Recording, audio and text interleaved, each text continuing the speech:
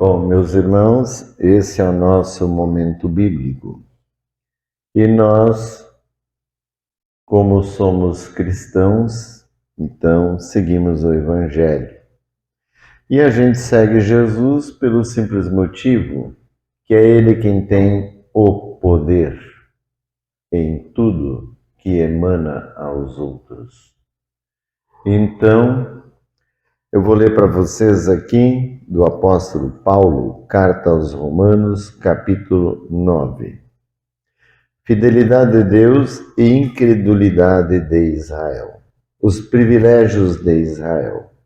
Digo a verdade em Cristo, não minto, e disso me dá testemunho a minha consciência pelo Espírito Santo. Tenho uma grande dor e um contínuo sofrimento no coração. Sim, eu gostaria de ser amaldiçoado e separado de Cristo em favor dos meus irmãos de raça e sangue. Eles são israelitas e possuem a adoção filial, a glória, as alianças, a legislação, o culto e as promessas. Deles são os patriarcas e deles nasceu Cristo, segundo a condição humana, que está acima de tudo, que seja bendito para sempre. Amém. O verdadeiro Israel. A palavra de Deus, porém, não falhou, pois nem todos os nascidos de Israel são Israel, e nem todos os descendentes de Abraão são filhos de Abraão. Não, é de Isaque que sairá a descendência de Abraão. Isto é, não é a geração natural que torna filhos de Deus, mas os filhos da promessa é que são considerados descendentes. De fato, as palavras da promessa são estas: por essa época voltarei e Sara terá um filho. E isso não é tudo. Também Rebeca concebeu de um só homem, de Isaque, nosso pai, quando os filhos dela ainda não haviam nascido e nada tinham feito de bem ou de mal. Isso para que ficasse confirmada a liberdade da escolha de Deus, dependendo não das obras, mas daquele que chama. Então foi dito a Rebeca: o mais velho será servo do mais novo, como diz a Escritura. Amei a Jacó mais do que a Esaú. A soberana liberdade de Deus. Que diremos então? Que Deus é injusto? De jeito nenhum. Ele mesmo disse a Moisés: farei misericórdia a quem eu fizer misericórdia, e terei piedade de quem eu tiver piedade. Portanto, a escolha não depende de você, da vontade ou do esforço do homem, mas da misericórdia de Deus. Por isso a Escritura diz ao faraó: eu fiz você nascer precisamente para mostrar em você o meu poder e para que o meu nome seja celebrado em toda a terra. Portanto, Deus usa da misericórdia com quem Ele quer e endurece a quem Ele quer. Você me dirá então: porque Deus ainda se queixa? Quem pode resistir à vontade dele? Mas quem é você, homem, para discutir com Deus? Por acaso o vaso de barro diz ao oleiro: por que você me fez assim? Por acaso o oleiro não é o dono da argila para fazer com a mesma massa dois vasos, uma para uso nobre e outro para uso comum? Ora, Deus quis manifestar a sua ira e mostrar o seu poder, suportando com muita paciência os vasos da ira, já prontos para a perdição. Deus assim fez para mostrar a riqueza da sua glória para com os vasos de misericórdia que ele havia preparado para a glória. Isto é, para conosco, a quem Deus chamou, não só dentre os judeus, mas também dentre os pagãos. Como ele diz em Oséias: chamarei meu povo aquele que não é meu povo, e amada aquela que não é amada.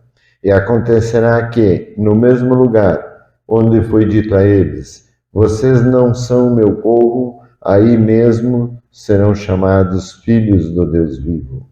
E quanto a Israel, Isaías proclama: mesmo que o número de israelitas seja como a areia do mar, o resto é que será salvo, porque Deus cumprirá sua palavra sobre a terra com plenitude e rapidez. E ainda com Isaías havia predito: se o Senhor dos Exércitos não nos tivesse deixado uma descendência, ficaríamos como Sodoma e nos tornaríamos como Gomorra. O erro de Israel, o que diremos então? Os pagãos, que não procuravam a justiça, alcançaram a justiça, mas a justiça que vem da fé, ao passo que Israel procurava uma lei que lhe trouxesse a justiça, mas não conseguiu essa lei. Por quê? Porque não a procurou através da fé, mas através das obras. Esbarraram na pedra de tropeço, conforme diz a Escritura. Eis que eu ponho em Sião uma pedra de tropeço, uma rocha de escândalo, mas quem acreditar nela não será confundido. Amém. Fim do capítulo 9. Meus irmãos, eu primeiro vou fazer aqui uma apreciação, explicando o que o apóstolo Paulo está falando. Depois vocês podem fazer perguntas. Então, o que ele está colocando aqui, porque era assim naquela época, né, muito ligado àquela questão do povo ainda de Israel e das outras nações que não eram Israel. E em verdade, Deus não escolheu nenhuma nação para seguir. Ele criou, através, que ele fala aqui, de Abraão e Sara, criou um povo com os descendentes de Jacó. E aí então, o que ele está falando? Esse povo ele acompanhou pela mão para que o seguisse. Mas eles se desviaram e foram se desviando e sucessivamente se desviando. Ao ponto que daí Deus largou eles de mão.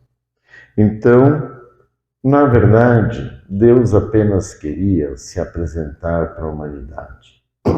Que até então a humanidade tinha seus deuses, muitos deuses, divindades criadas pela mente humana para tentar explicar o porquê dos fenômenos naturais e das coisas que acontecem na vida das pessoas.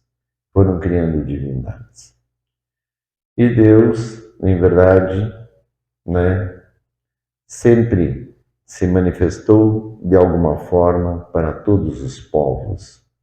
Mas é claro que a manifestação oficial dele foi através desse povo de Israel, dos profetas e depois Jesus.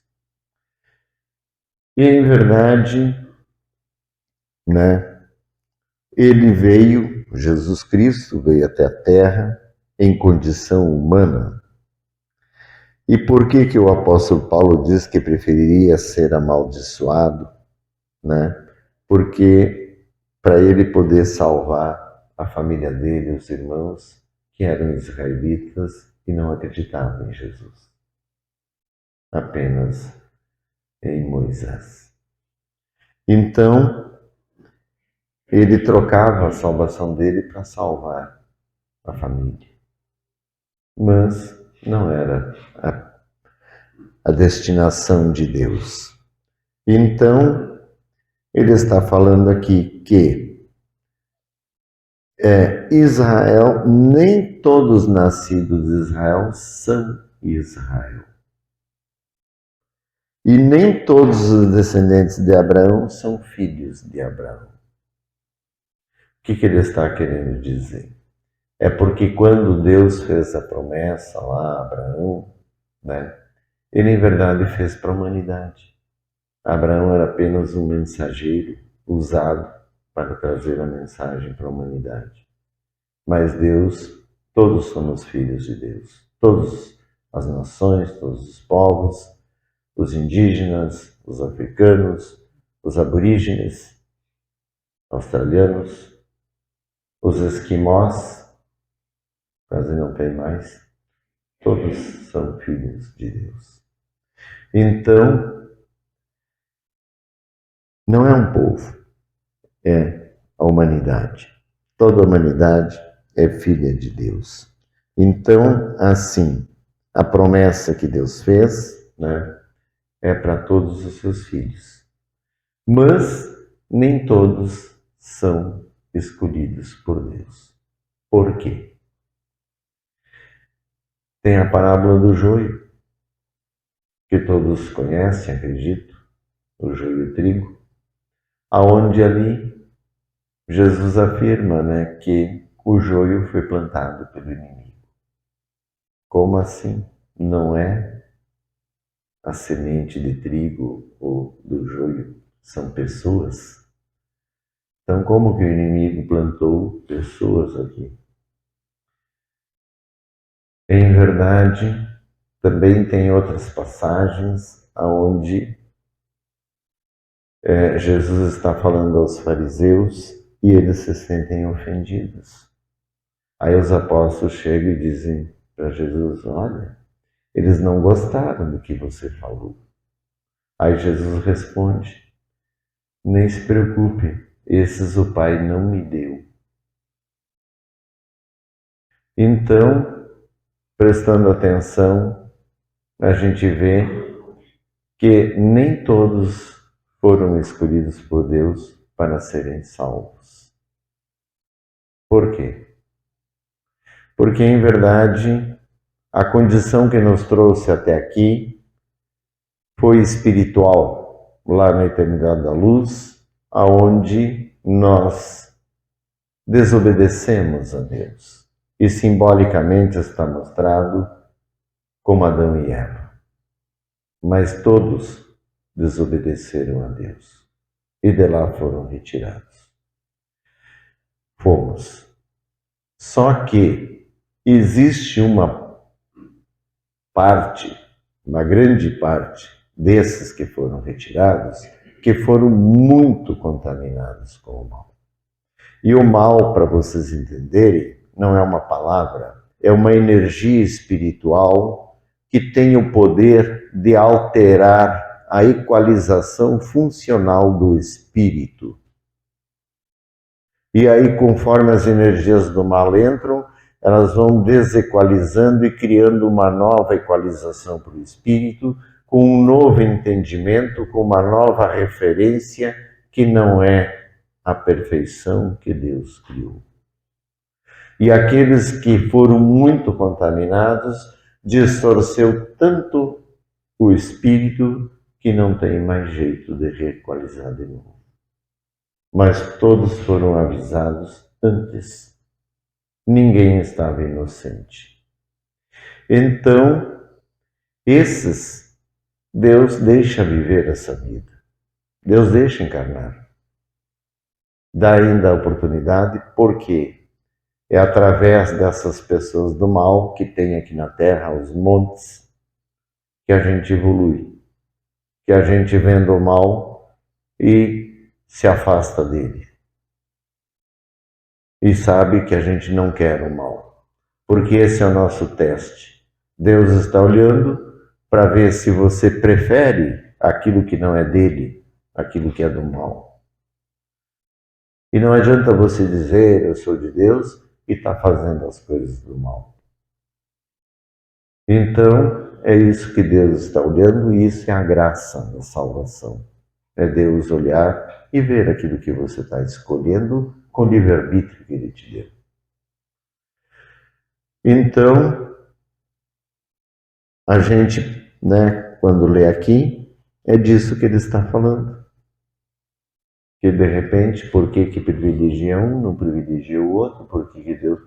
Enfim, Deus sabe de cada um e sabe aquilo que a gente não sabe e aquilo que não está escrito aqui. Aqui tem só o que ele quis passar aos profetas e aquilo que ele quis que nós soubéssemos. Mas tem muito mais coisas. E ele disse: teria muito para revelar a vocês, mas vocês não são capazes de suportar. Então, o que acontece? Ele conhece as pessoas e conhece aqueles capazes de suportar. E para isso ele traz novas revelações. Para aqueles que estão rígidos, endurecidos, ele deixa do jeito que está petrificado. Mas Deus é ativo, é sempre presente, é dinâmico e não é uma coisa estática. E ele traz para nós uma mensagem. O que importa da palavra de Deus é a mensagem que está trazendo para nós, para a gente ser do bem, para a gente amar os outros, para a gente não fazer o mal para ninguém, para que a gente só faça ao outro aquilo que a gente quer que o outro faça para nós. É tão simples, mas o nosso espírito distorcido, porque mesmo aqueles que são escolhidos, que podem ser salvos, vai depender de você cumprir aquilo que Jesus pediu. E quando ele refere aqui, para ninguém se gabar das obras, é assim: uma pessoa pode ser muito rica e o jeito que ela conseguiu o dinheiro, a gente não sabe, mas Deus sabe. E aí ela pode ajudar muitas pessoas, pode ajudar creches, necessitados, hospitais, mas ela continua fazendo a vida errada. E aí ela não vai salvar. Essas obras não vão salvar ninguém. Então, para ninguém se gabar, mais uma coisa importante eu tenho para dizer: as obras levam para o inferno. Podem não levar para o céu, mas levam para o inferno. Porque é fazendo coisas ruins que a gente vai para o inferno.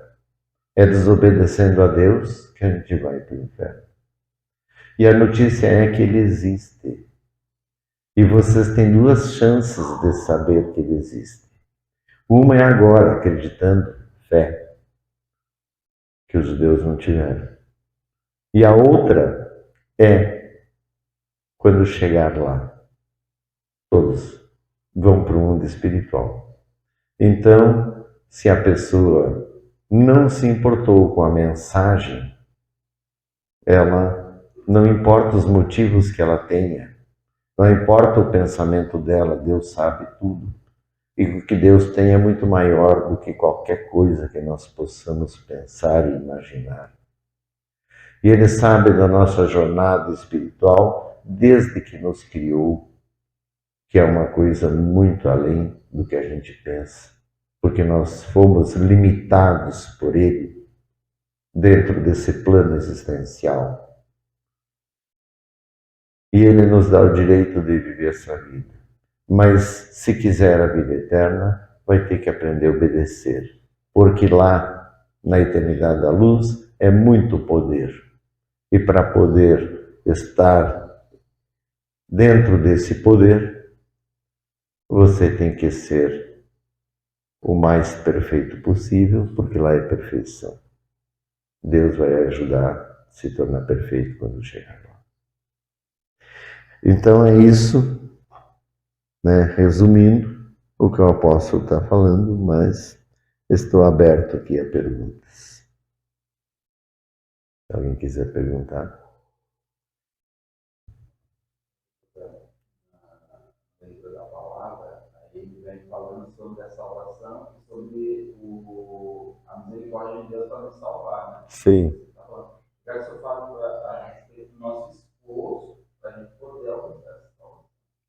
Alcançar essa misericórdia. O nosso esforço é resistir às tentações, resistir à nossa vontade, que às vezes impera de fazer certas coisas que não é do agrado de Deus.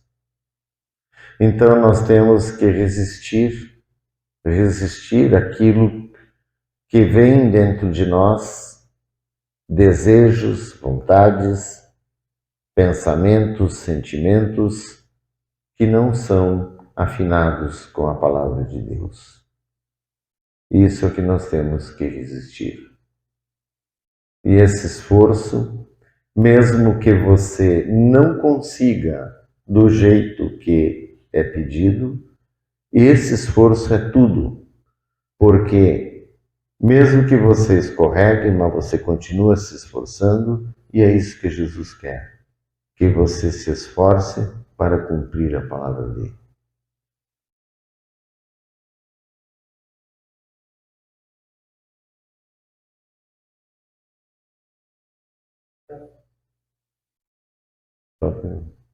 Sobre a questão da voz, do caminho melhor da vida, através da graça a gente é salvo. A minha dúvida é sobre se as obras também auxiliam no sentido da pessoa praticar o amor. Olha, é claro, né? Eu te falei aí que na verdade, né, as obras levam para o inferno. Então, tem que fazer boas obras. Sempre que as obras ruins levam para as trevas. Agora, não é só fazendo boas obras, você também tem que ser correto, na retidão, dentro do que Deus espera. E não pode fazer a obra pensando que ela vai te salvar. Tu tem que fazer espontâneo, de coração, no entendimento, para ajudar, sem pensar que isso soma algum ponto para o teu espírito. Aí sim vale. Não pode inflar o ego, nunca. Quem mais? Alguma pergunta a mais? A respeito da parte que Deus não é questionado, essa parte, porque conversar ou questionar algo com Deus. Olha, é muito simples, André. Quando Deus, né, fala para nós, Ele é a inteligência suprema. Ele que nos criou. E Ele não é igual ao ser humano que criou algo maior que Ele. O ser humano criou a IA que é maior do que cada um. Deus não. Deus Ele criou todos menor que Ele para Ele controlar todos. Então, a nossa inteligência será sempre menor que a dele. A nossa compreensão será sempre menor que a dele. Então, quando você questiona, tu pode questionar os homens, o cara que escreveu aqui, será que é exatamente assim que Deus falou? Mas Deus não. Olha o teu tamanho para daí questionar ele, entende? É como uma criança de 3 anos de idade que ele dá um discurso para a professora lá e convence ela do pensamento dela. Entende? Porque perto de Deus nós somos meras crianças. Né? Entendeu? Não está satisfeito? Pode perguntar mais. Agora, quanto assim, porque Deus estabelece, como Ele é a sabedoria, Ele estabelece as coisas. E nós é que, em verdade, temos dificuldades de aceitar, né, aquilo que Ele estabelece. Beleza? Então, vamos fazer uma prece para a gente fazer a